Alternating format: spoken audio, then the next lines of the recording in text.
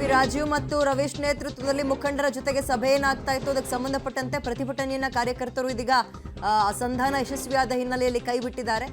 So ಇನ್ನು ಮುಂದೆ ಈ ರೀತಿ ಆಗೋದಿಲ್ಲ ಅಂತ ಕೂಡ ಡಿಸಿಪಿ ರಾಜೀವ್ ಅವರು ಸ್ಪಷ್ಟನೆಯನ್ನ ಕೊಟ್ಟಿದ್ದಾರೆ.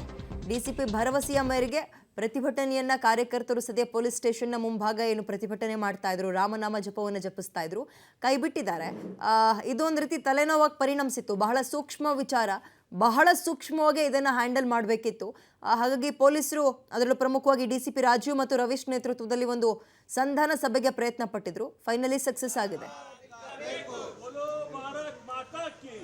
ಅಗೇನ್ ಸಂಪರ್ಕಕ್ಕೆ ನಮ್ಮ ಪ್ರತಿನಿಧಿ ಸುನೀಲ್, ಸಂಧಾನ ಯಶಸ್ವಿ ಆಯಿತು ಅನ್ನೋ ಸುದ್ದಿ, ಡೀಟೇಲ್ಸ್ ಏನಿದೆ?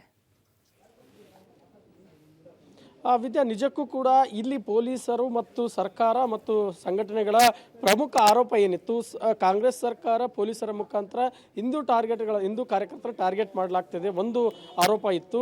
ಇದಕ್ಕೆ ಸಹಜವಾಗಿಯೇ ಕಮಿಷನರು ಕೂಡ ರಿಯಾಕ್ಟ್ ಮಾಡಿದರು. ಅವ್ರು ಹೇಳಿದ್ದು ಒಟ್ಟು 47 ಪ್ರಕರಣಗಳು, ಅಂದರೆ ಅತಿಯಾಗಿ ದೀರ್ಘಾವಧಿಯ ಬಾಕಿ ಉಳಿದ ಪ್ರಕರಣಗಳನ್ನು ಕ್ಲಿಯರ್ ಮಾಡೋ ನಿಟ್ಟಿನಲ್ಲಿ ನಾವು 37 ಪ್ರಕರಣಗಳನ್ನು ಭೇದಿಸಿದ್ದೀವಿ. ಅದರಲ್ಲಿ ಇದು ಒಂದು. ನಾವು ಆ ಪ್ರಕರಣ ಭೇದಿಸುವಾಗ ಇದರ ಸೂಕ್ಷ್ಮತೆ ಅಷ್ಟು ನಮ್ಮ ಆಫೀಸರ್ಗೆ ಗಮನಕ್ಕೆ ಬಂದಿರಲಿಲ್ಲ.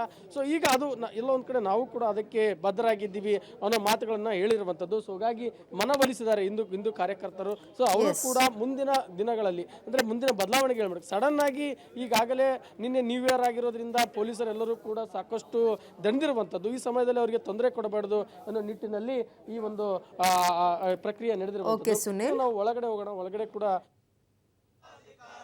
ಎಸ್, ಥ್ಯಾಂಕ್ ಯು ಸುನೀಲ್ ತಮ್ಮ ಡೀಟೇಲ್ಸ್ಗೆ.